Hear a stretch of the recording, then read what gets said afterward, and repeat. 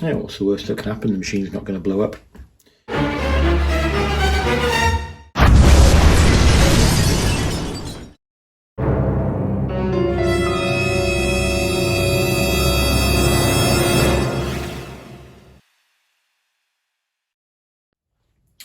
Whenever I need to get inside this cover, either for maintenance purposes or to change gears, or most commonly to apply the spindle lock, I have to fish into this drawer and I have to find this cabinet key and open up that lock. And this is a feature on more modern Myfords that the older ones never had. So the older ones used to have a little spring across here, and there was a clip on the inside of the door.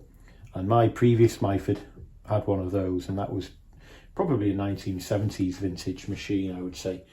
This machine's about 2.5 years old, so it's got this locking mechanism on here. And I don't like to just leave it unlocked, because it's not great to have that just able to open like that, because you could inadvertently push it open with your elbow and then your sleeve gets caught in there potentially, and you know, it is a hazard.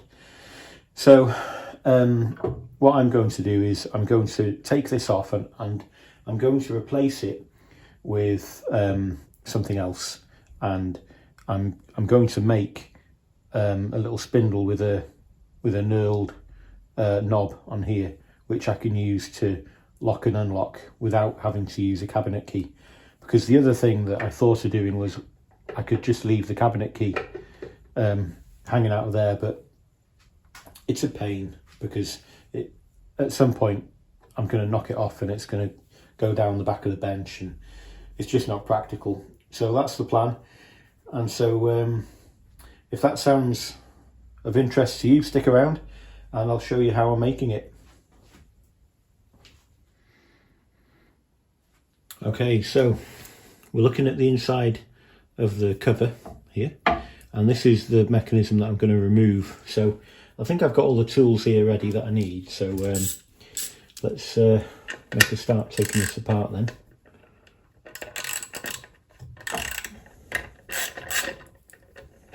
I'll just take this screw off first. So that's the lever that actuates with the cabinet key, and then that engages with a plate in there, and then simply I think it's just this nut that comes off here. So that wasn't very tight, so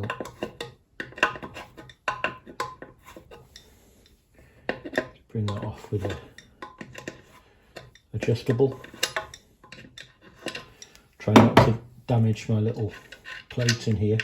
Right, so that nut is what's holding that on, and then that should push out, so that's quite a tight fit there. So it might need some persuasion. Actually, no, I don't need to take this whole thing off anyway. Possibly. Maybe I can just push the central piece out. Let's get this extension, see if I can push that through. Oh, there we go. It's just come off in my hand on the other side. So there's there's a little O-ring around it that just retains it in there. Oh, something fell off. Spring. That spring fell off from somewhere. Didn't see where that came from. Was that on the end of this? Quite possibly. Okay. Alright, so that's okay. So I didn't need to remove this nut, so I'll put the nut back on, because I'm not going to take that off there. I'll measure it in situ probably. Will I? No, let's take it off. See how easy it is to remove. Let's get something fairly gentle. I'm just going to use the shaft of my copper mallet.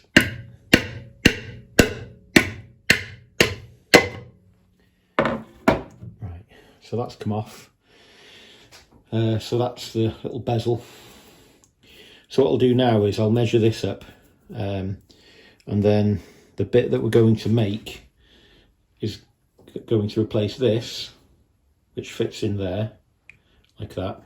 So that's how it looks normally. So the bit I'll make will protrude outwards. We'll have a nice little knurled head on the like a little thumb screw. Right, okay, let's get measuring and let's get drawing. Okay, so the first thing that I need to do is I need to swap these jaws around. So let's get the chuck key from here and the jaws from down here.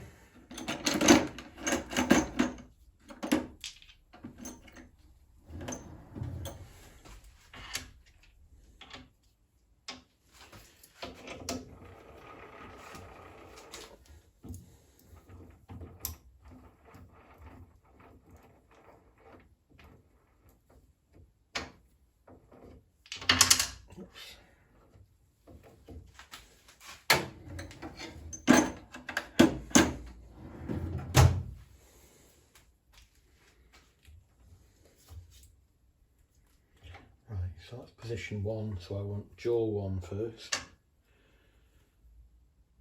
which is that one. So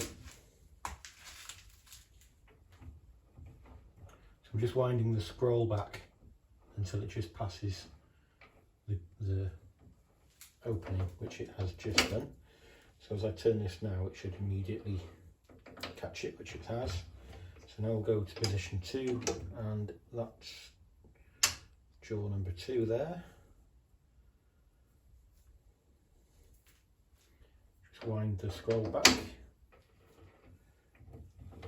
If you don't know what I mean when I'm looking down here, next time on your machine, have a look at with the jaws removed. You'll see the scroll in here, which winds the jaws in and out. Sometimes people might struggle getting the jaws out of sync, so you want to start with jaw number 1, and you look down here and you'll see the scroll turning as you wind the chuck key in, and just as the start of the scroll just crosses here, wind it back so it's out of view because it's back here somewhere. Put the jaw in,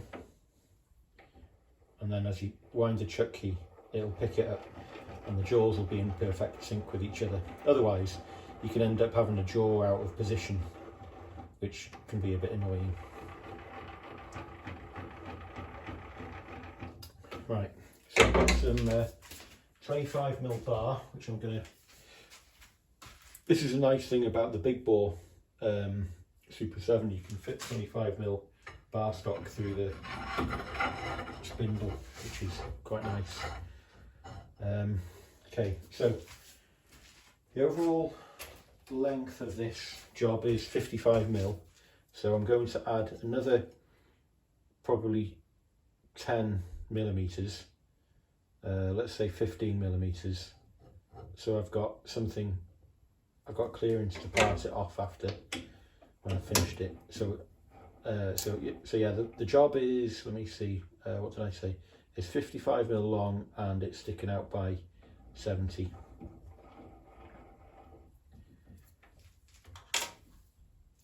I'll nip that all the way around,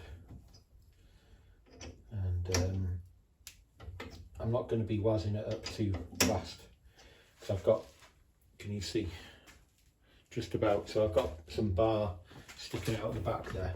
It's not too far, it's only sticking out about 10 inches, so it's not so bad, but that should be okay. So that's not sticking out too far.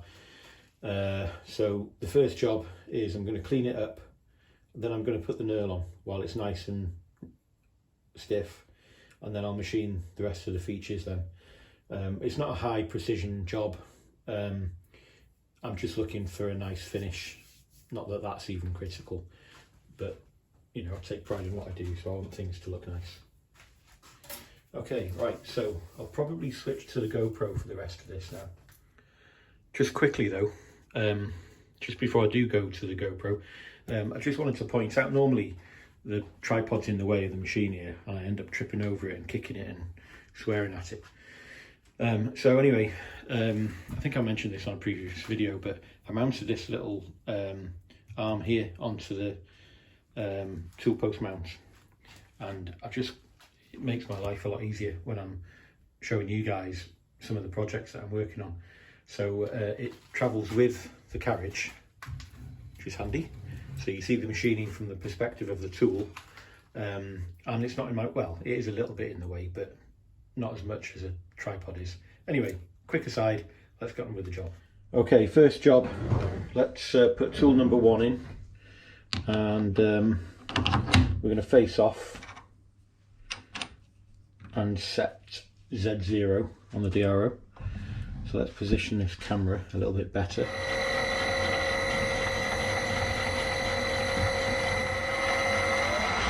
bit more speed. Set Z0 on the DRO. And face off.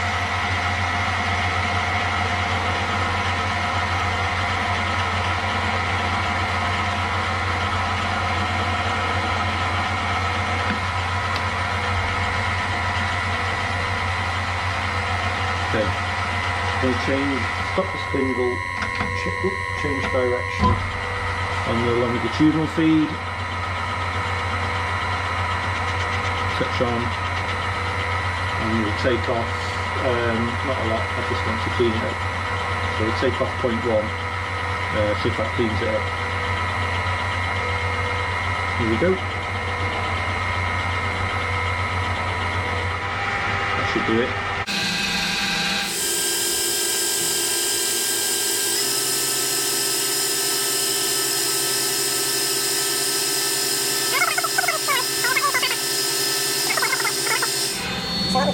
So this is the RDG Tools knurling tool,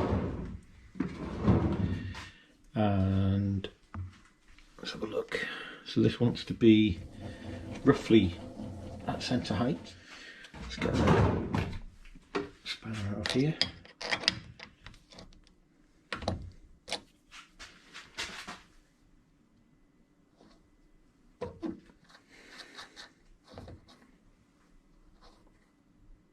Okay, that's about there. Okay. So what we're going to do is we're going to bring this tool in and I want to get it so it's just in the right place in X, which is about there, and it's got a little bit of grip on the job, and we're going to give it some lube.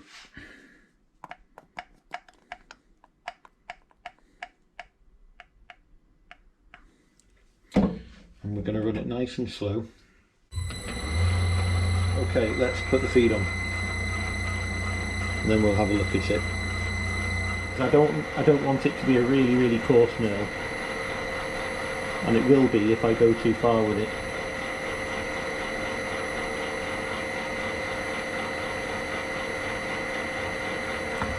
Okay, so look at that. Okay, so it feeds off, and I'm going to put some more compression on here now. Let's try that. Okay, so that's doing a bit now. So let me reverse the feed, and we'll put the feed on.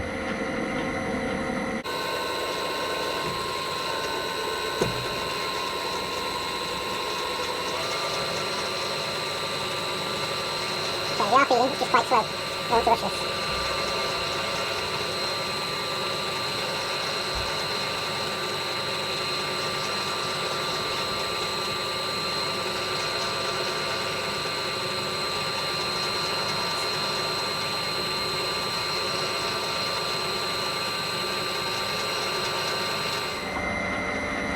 Feed off, let's stop that there. Let's have a look. Okay, there, that's not bad. That's not bad. That's probably, yeah, how's that? It's probably quite a fine knurl. Let's do a bit more. Let's try that a bit more. I don't want to go too far with it. There's another quarter of a turn there. So let's reverse the feed, which I should have done. And we'll put the feed back on and go the other way.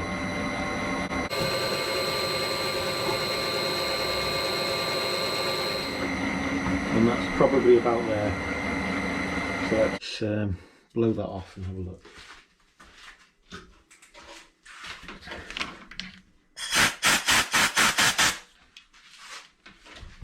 So this is what we've got. So it's still quite a fine knurl, but it's about what I was aiming for. So let's let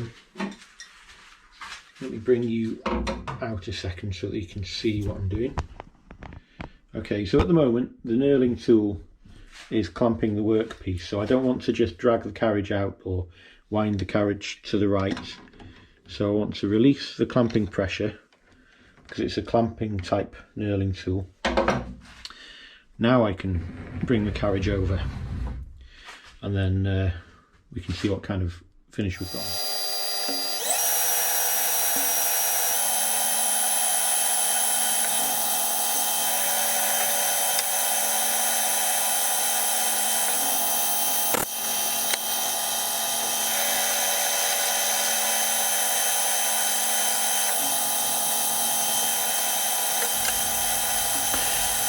So I'm reducing the diameter now for the first shouldered diameter, and we're removing 0.5 millimeters per pass on the diameter, so it's not a really heavy machining operation, just taking it nice and steady. I don't want to get the aluminium too hot because then I'll have problems with built up edge on the tool then, and so I've got plenty of time, so I'm just taking my time with it.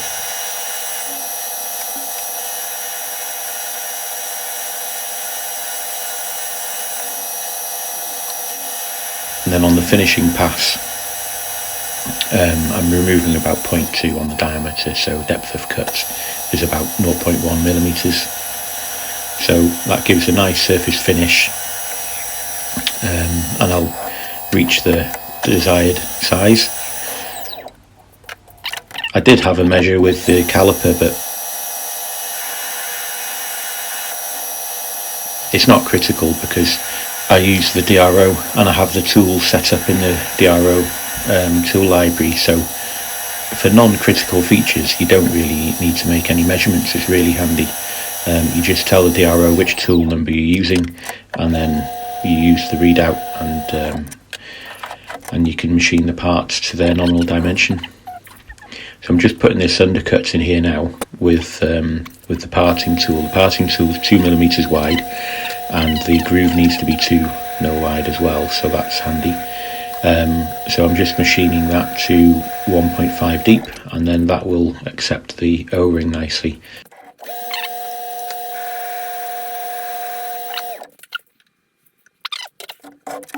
Breaking the edge of the undercut with the chamfering tool.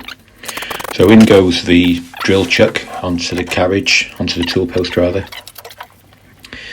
We're going to centre drill now, followed by an M6 tapping drill, and then we'll tap the thread M6.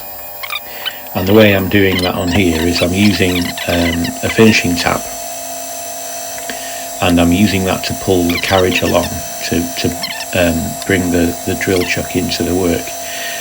And in aluminium, I wouldn't do this on small threads in aluminium because the material's not very strong, so there's a risk of stripping the threads if you do that. But M6 in aluminium is okay, and then I finish it off by hand rather than tapping to the full depth. So that's the thread done.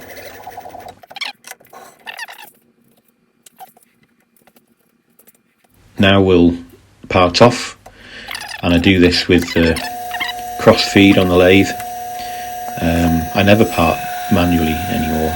I never wind the handle manually when I'm parting off because when you use the automatic feed, it just gives a really consistent tool pressure, so it's a lot better. So the part's reversed in the chuck now, and I've got some aluminium drinks can wrapped around the part, and it's holding it reasonably concentric, so we'll face off and then chamfer the part. Okay, so here's the part machined up. So it's looking okay. It's a nice job. Threads are good in there. All the sharp edges are broken. So yeah. So this is the bit that it's replacing. This has a square feature on the end, which this one doesn't have yet. So I'm going to need to put this up in the mill and machine a square onto the end. And that is to locate into this here. But for now I'm going to try it without, and if I can tighten this screw tight enough for now, I'll try it like that and see if it works. And yeah, what's the worst that can happen? The machine's not going to blow up. The only thing is this catch is going to be too far this way by the thickness of the latch, but that might still work, so we'll see. If not, I'll have to wait to put this on until I've got the machine back up and running, the milling machine I mean. Right, so there we go. So let's fit it up now and see if it works. Right, so we've got the bits.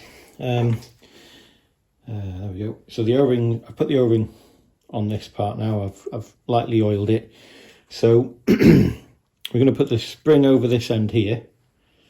Hold it so you can see it. So that always pushes the knob outwards from the door. And the bezel, I put the bezel on already. We'll just spin the nut down into here. I'll come back in after with the spanner and nip that tight.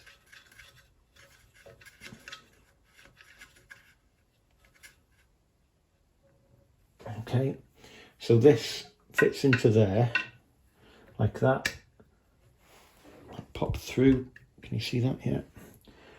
So that turns quite freely. That feels quite nice, and as you can see, it's spring loaded like that.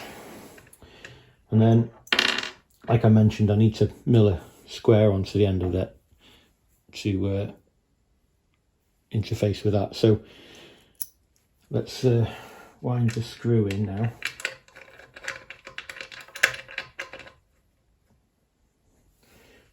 Spanner.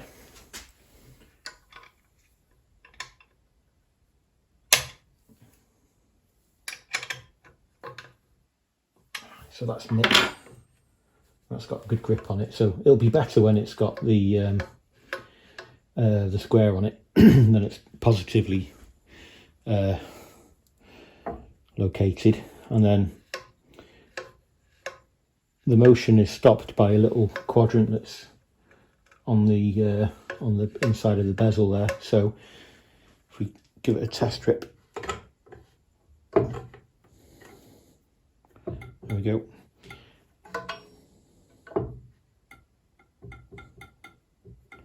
So it's a little bit rattly because it's too long.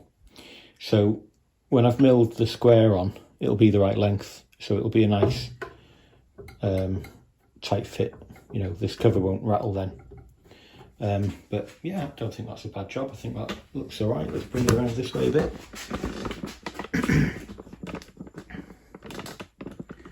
So yeah, I'm quite happy to have that on my machine.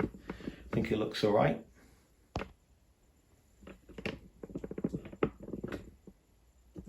Not too bad. Anyway, it'll certainly beat having to get the cabinet key out all the time whenever I want to use it.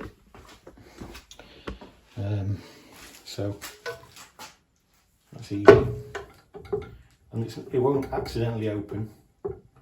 Like I said, that rattling won't exist when I've milled the square on. Yeah, okay, that works all right, I think. It's not too long. Probably could have been a bit shorter, but I think it looks all right. I'm not going to remake it for what it is. Okay, so that'll do it for this one. So if you made it this far, thanks for watching. And thanks to all my subscribers. We're getting close to 1,000 subscribers now, so that's really good. So a huge thank you to everybody who subscribed. If you haven't yet subscribed, feel free to do that, and you'll get the notifications when I bring a new video out. So yeah, I hope the content is useful for people. Maybe, you know, some people are starting out with hobby machining, or maybe even some apprentices. You know, hopefully there's something here for everybody. So thanks again for watching, and we'll see you again soon. Bye for now.